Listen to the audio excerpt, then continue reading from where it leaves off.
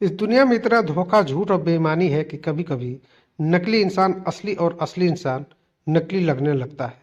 योगेश को शहर के लोग धर्मात्मा बुलाते थे। उसे गृहस्थ सन्यासी माना जाता था, यानी वह इंसान जो सांसारिक सुविधाओं का इस्तेमाल करते हुए भी उनमें रमा नहीं हुआ था। अपने दोस्त मोहित की असमय मौत के बाद योगेश ने उसके बूढ़े माँ बाप को सहारा दिया था। उसकी विधवा पत्नी मोहिनी और उसके बेटे को आसरा दिया था। मोहिनी की बहन तमन्ना से शादी तक की थी। मोहित के मरने के बाद मोहिनी को उसकी जगह सरकारी नौकरी मिल गई थी। मोहिनी की उम्र 35 साल से ज्यादा नहीं थी और अगर वह चाहती तो दूसरी शादी कर सकती थी। ससुराल में अपने पति की जायदाद में हिस्सा लेकर वह अलग हो सकती थी। पर योगेश की ही प्रेरणा से मोहिनी ने त्याग, बलिदान और सादगी का रास्ता चुना था। मोहिनी अपने बेटे राहुल के साथ शहर के एक मकान में रहती थी, जबकि योगेश घर जमाई बनकर उसके बाकी परिवार के साथ गांव के पुश्तैनी मकान में रहता था। मोहित अपने जीते जी बूढ़े बाप की आंखों का ऑपरेशन नहीं करा सका था, पर योगेश ने दामाद बनते ही 6 महीनों के भीतर उनकी आंख का ऑपरेशन करा दिया था। योगेश एक आदर्श पति और दामाद था। वह हर तरह से एक अच्छा और नेक इंसान दिखता था। मोहित का परिवार उसके एहसान तले दबा हुआ था। योगेश भूखों को खाना खिलाता, गाय की सेवा करता और दर्जनों सामाजिक संस्थानों में स्वयं सेवक था। कोई सपने में भी नहीं सोच सकता था कि एक धर्मात्मा की आड़ में वह कितना बड़ा शैतान था। आज मोहिनी का जन्मदिन था। तमन्ना उसे सरप्राइज देना चाहती थी, क्योंकि उसकी प्यारी भाभी औरत नहीं देवी थी। भाई के मरने के बाद भाभी ने उनके परिवार का भरपूर ख्याल रखा था। कुछ महीने पहले तमन्ना और योगेश की शादी की पहली सालगिरह थी।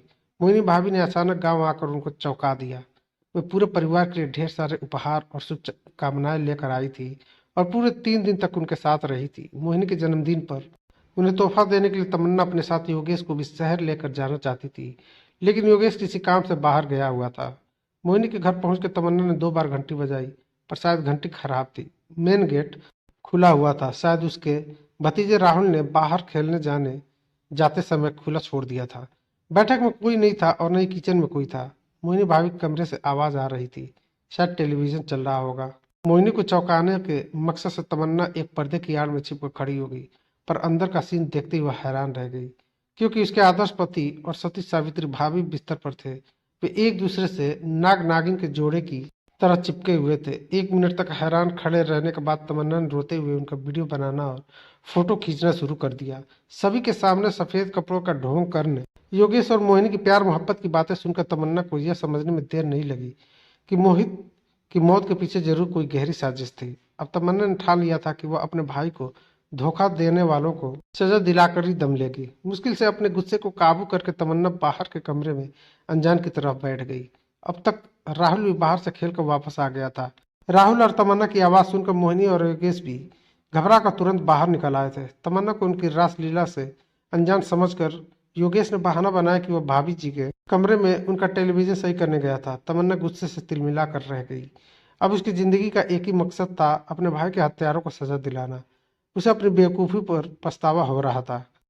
उन सबने योगेश की असलियत जानने की जरा भी कोशिश नहीं की थी। थोड़ी सी जांच पड़ताल में ही तमन्ना को पता चल गया कि योगेश और उसकी भाभी मायके के पड़ोसी थे।